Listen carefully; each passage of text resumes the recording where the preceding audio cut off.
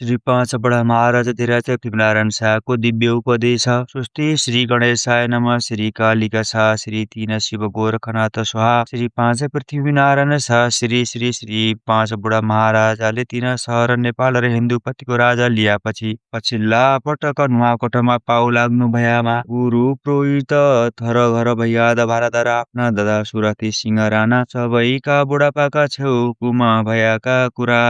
बुढा मरै बासा सरै भन्छन् तिमीहरू सबै छौ सुनाइ गएको भया तम्रा सन्तानलाई सुनाउला र तम्रा सन्तानले हाम्रा सन्तानलाई सुनाउनन् र यो राज्य माथि खानन् उपरान्त हाम्रा मोमाहरू तीन हुन हामी तीन खोपीका पाँच पाण्डुवाको अवतार भएका थियौं मेरो विवाह मकवानपुरमा भएको थियो डोला सुम्पेको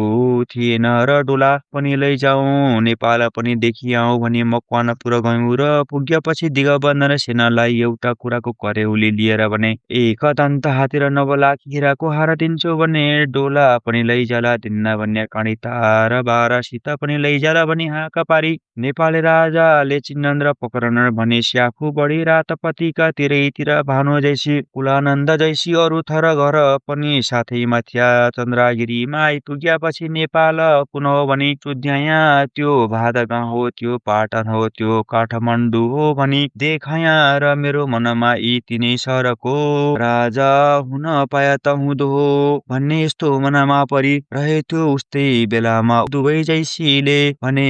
हजुरको मनकांक्षा अभिलाखा पुला महाराजा भन्या र मलाई आश्चर्य लाग्यो र मेरा पेटमा कुरा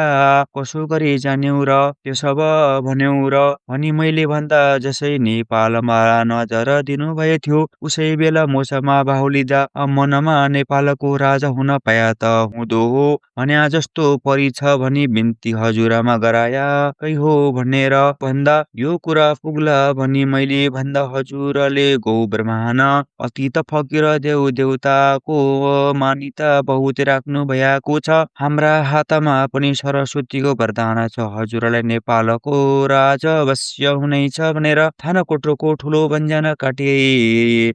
रात दिन गरी कलहारी घाट तरी धादिन उक्ल्यौं र चेप्याको खावा लिगलयको आड गरी राखेका मेरा तीन वीर छन् तिनलाई बोलावटको रुख लेखन जैसी भन्दा तिनको नाउँ के हो भनी सुध्याएर रणजित बस्नेत मानसिंहहरू कहा वीरभद्र पाठक मैदीमा रात दिन गरी आइपुग भनी लेखी पठाया र आइपुगेर तीन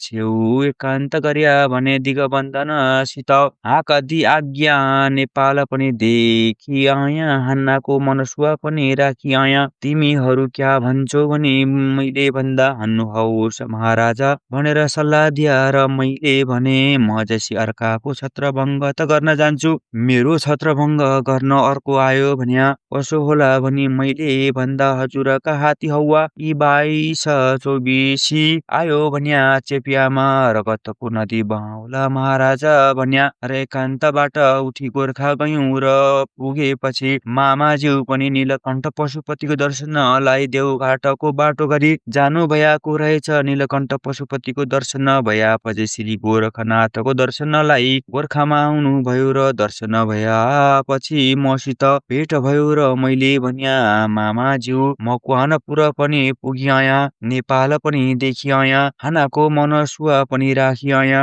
कति कुराले मेरो काज फत्य होला अर्ती बक्सनु भया हुँदो हो भनी मैले भन्दा मलाई पनि पञ्चरात्रिमा दृष्टान्त भयो हामीले देखता 5 पाण्डुवाको अवतार भया जस्तो लाग्दछ कुरुक्षेत्रको महिला नभ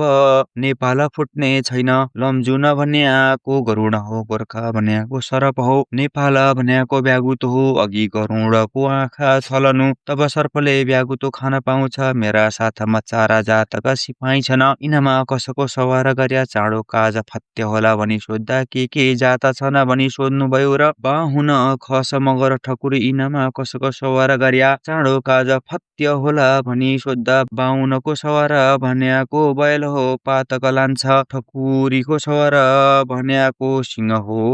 पछाडि तगा हुन्छ मगरको सवार भन्याको टागन घोडा हो ढिलो हुन्छ खसको सवार भन्याको ताजी तुर्की घोडा हो खसको सवार गरिया चाँडो होला भन्या जस्तो लान्छ भनी अरू ढेरै कुराको अर्थे दे जानु भए थियो उनै अर्थे ल्याएर लमजुङया राजा रिपु मर्दन शाहसित भेट गर्न भनी गया र चेपे घाटामा भेट भयो र थाहा गरेछ का बात गर्दा जौना कुराले घा बाँधुला भने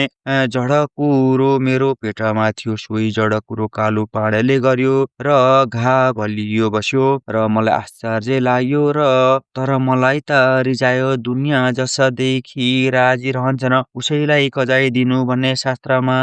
पनि कहेको छ दुनियाँमा बुझी हेरौँ भनी बुझी हेर्दा दुनियाँबाट पनि कालु पाँडेको चाह रहेछ र कालु पाँडेलाई कजाइदिनु भया हामी दुनियाँदारमा छहारी रहँदो हो भन्या सल्लाह दिया र अब 2224ले क्या भन्छन् भनी बुझ्नु हुँदा 2224बाट पनि कालु पाँडेकै चाह रहेछ र कालु पाँडेलाई कजाइ भया घा घर आइस बलियो राखन्यै छ भन्ने सल्लाह दिया मेरा मनमा त बिराज बखेतीलाई कजाइ दिन आँटेको थियो तर